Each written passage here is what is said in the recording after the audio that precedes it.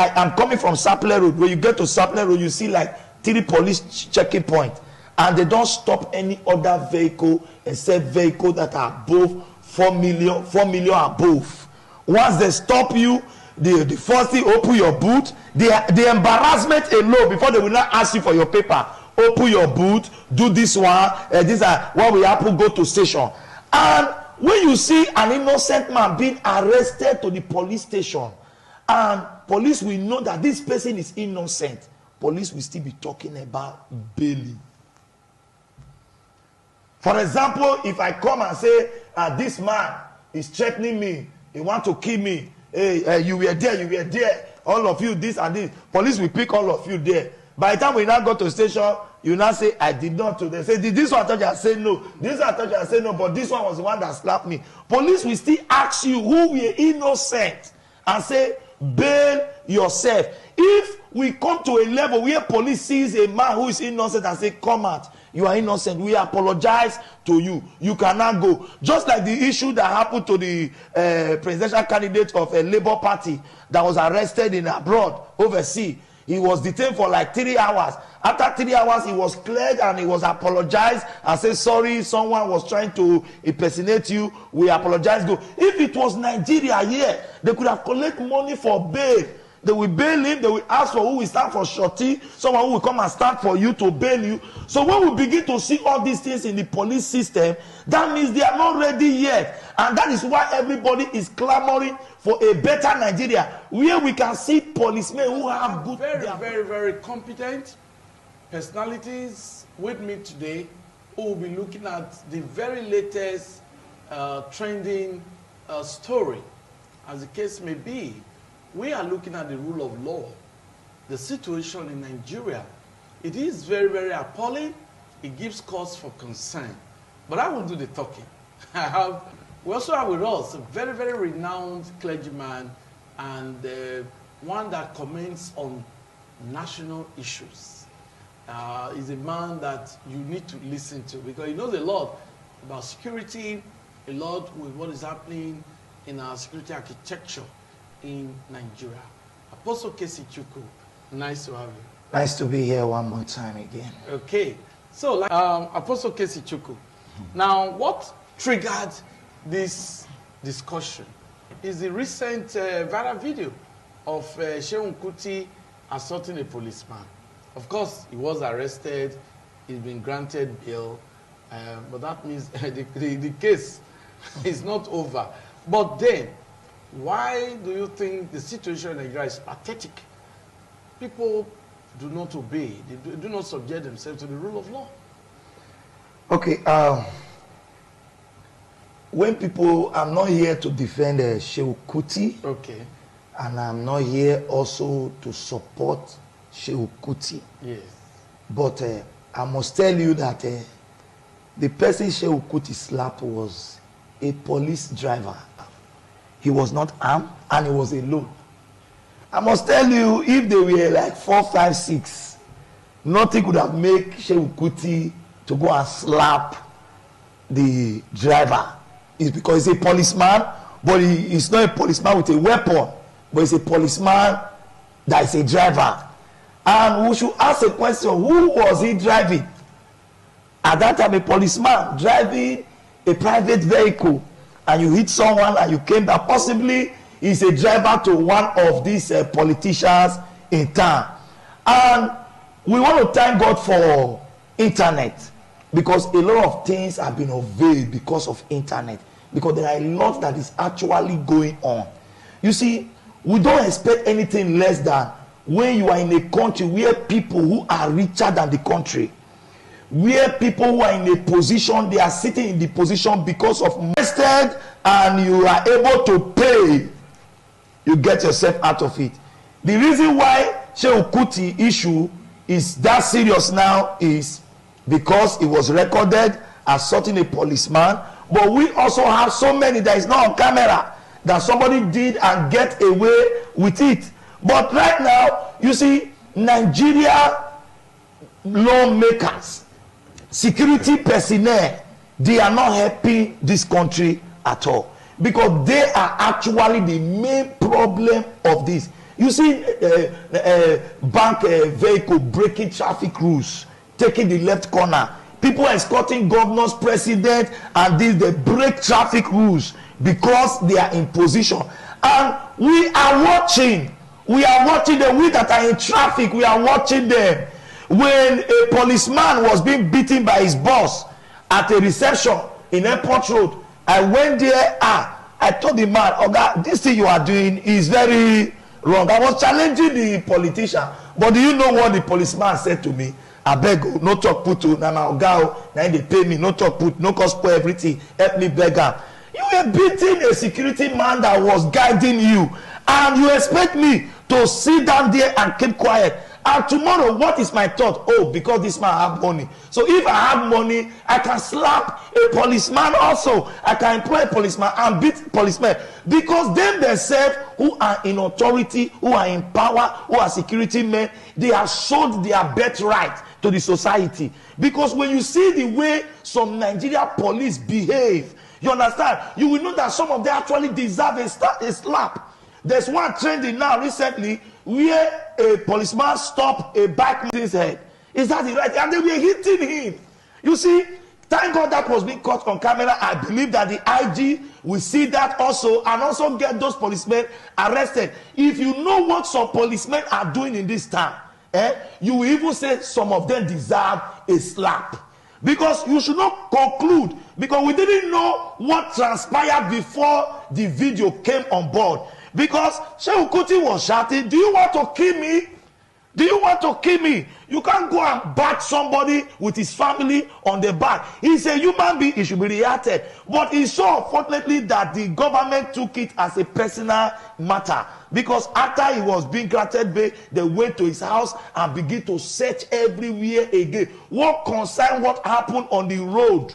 It was not a criminal offense. He was not charged for robbery. They went to his house and started searching everywhere. That simply means they were not only interested in the slap that was given to a policeman, they were trying to check if they will see something like some hard drugs or something in the hand. So our leaders can actually help us, whereby people who are involved in corruption, breaking the rules, are going away with it. Example, I round up with it. Look at the judiciary. We have been looking for the presidential candidate of APC who they say won the election. He has not appeared in court. Can a poor man try that?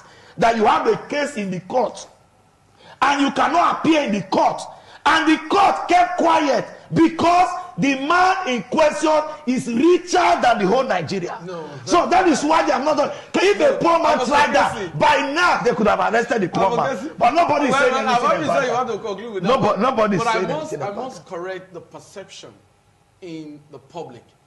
You know, thank God we have in Delta State recently. We reported a case of a police inspector who shot a man. He said it was accidental discharge, but the police authorities in Delta did not take that. The man was arraigned and was remanded. A police officer, he was remanded. He was dismissed and he was remanded. So that's to tell you that the police hierarchy do not tolerate corruption, do not tolerate misconduct. Yes, some persons might be doing it, but one day they will be caught. Okay, but let's get the thought of Apostle Casey Chukwu. Now, the rule of law. How can Nigerians be encouraged to actually subject themselves to this rule of law so we can have a better society? Yes. Yeah, like what Seun Kuti did, okay. He submitted himself to the police. That was good. Which was a very good move. I think we are watching our leaders, people who are leading us. We are following their footsteps. If the governors, the senators, people who are in power can obey the rules of law, we, the citizens who are looking up to them, will begin to behave like them. But when we now see that they are doing what they are doing, they are getting away with it, we see that we want to follow their footsteps. For example, there are so many court orders which some of our leaders are not obeying. they pay deaf ear when a judge rule and say this is what we want. You see somebody will behave as if the judge that passed the law does not know what he's saying. We take for example, Nnamdi Kanu was granted bail. Up till now, that order was not carried out. When we see things like this, we now believe that there is this personal hatred for people who are not in power, for people who don't have money. Like my brother was saying just now, that the rule of law is not for the big men.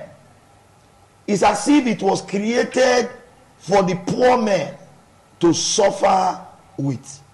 Even to a large extent that you see a criminal roaming around the street, arrested, release, arrested, release, arrested, release, arrested, release. But the one that was arrested for going to buy Indomie late night is in Oko prison awaiting trial or hearing. You see the main criminals in the society, and there we ask ourselves, are these people human beings like us, or they are spirit like us? When we begin to see this, I was saying something that if you see a Nigeria police on the road, it's not as if they are there to make sure there's no robbery or anything or the other.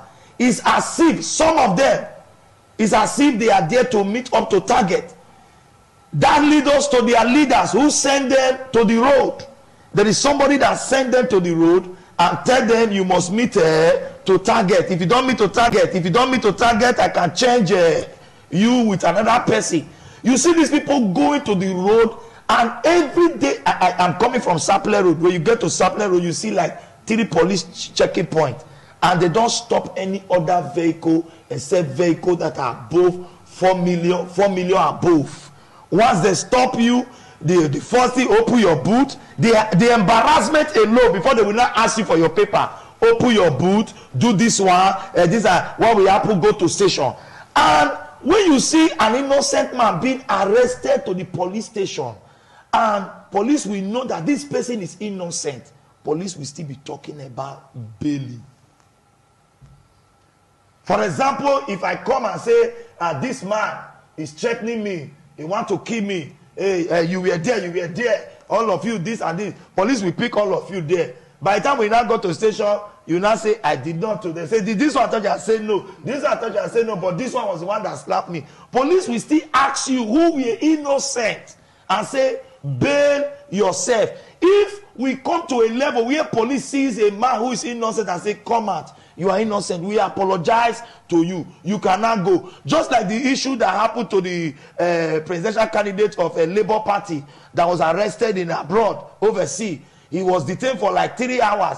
After 3 hours, he was cleared and he was apologized and said, sorry, someone was trying to impersonate you. We apologize. Go. If it was Nigeria here, they could have collected money for bail.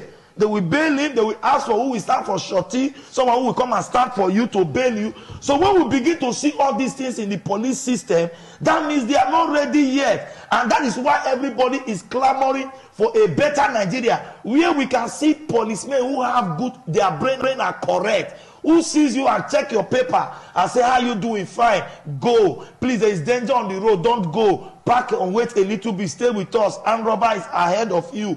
But each time we see policemen, even me, I don't know how he used to pass the road, because I was surprised. He said the police cannot intimidate him. Even when I see police, my mind will cut. Except maybe I'm driving my Corona. But anything that make me to drive Benz, I'll say, Skype, they will just tell me, park. Park. When they just tell you park, they'll just look at you. They'll say, calm down. They'll say, open your boot. They'll just bring your paper. They will collect your paper. They will cross to the other side of the road. You'll just be there. If you mistakenly tell them, sir, I'm going somewhere, they'll say, now me no get where they go. I follow and carry and go station. For asking them, like, the intimidation is something else. So we beg Nigeria police. The only way they can help us is bring those people who are breaking the rules of law and make us feel a sense of belonging. Don't see us as an enemy. Don't see us as a criminal. You see a politician who is a criminal blowing siren, you clear road for them, they will pass. You will not tell them to park. I've seen so many healers that does not have a police plate number. They are blowing siren, escorting somebody who I don't even know. Police will not even tell them park. Let's know if the people you are conveying in that place are security personnel of government official. As far as there's a siren blowing and one police with police uniform, whether it is fake police or original police is there, they will just tell them pass. Thank you, Apostle Casey.